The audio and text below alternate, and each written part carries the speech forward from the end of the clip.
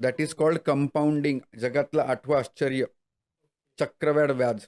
आजपर्यंत सगळ्या पुस्तकांनी आपल्याला फक्त चक्रवाढ व्याज भरायला शिकवलंय. कमवायला कुठल्याच शाळेने कॉलेजने शिकवलेलं नाहीये. हे मार्केट शिकवतं, जर तुम्ही पेशंटली थांबलात तर.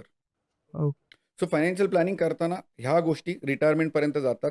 SIP करून तुम्ही एक कॉर्पस जमा करायचं आहे, किंवा आज तुम्ही रिटायर झालात किंवा आज तुमच्याकडे लमसम पैसे आलेत, कुठले प्रॉपर्टीचे पैसे, कुठून तरी मोठी अमाऊंट आली, त्याला तुम्ही म्युच्युअल फंडच्या हायब्रिड स्कीममध्ये इन्व्हेस्ट करा. त्याच्यातून SWP घ्यायला चालू करा.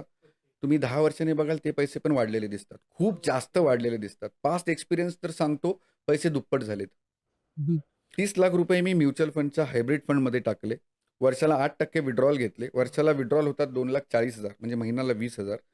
ते 2,40,000 वर्षाचे मी 10 वर्ष विड्रॉ केले. 10 वर्षांनी त्या 30 लाखाची व्हॅल्यू झाली 68 लाख रुपये. आज तुम्ही 10 वर्षांनी जर म्हणालात की मला पैसे काढून दे, मी 68 लाख देईन.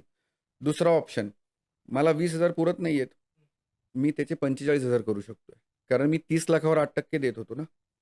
आज 68 लाख झालेत. ओके. दर 2, 3, 4 वर्षांनी मी माझी महिन्याचं इन्कम, महिन्याची पेन्शन वाढवू शकतोय. मी कुठलीही पार्शल अमाउंट विड्रॉल करू शकतोय. एवढी सगळी फ्लेक्सिबिलिटी, एवढा सगळा कंट्रोल जर तुमच्या हातात आहे, तर तुम्हाला भीती वाटायला पाहिजे का?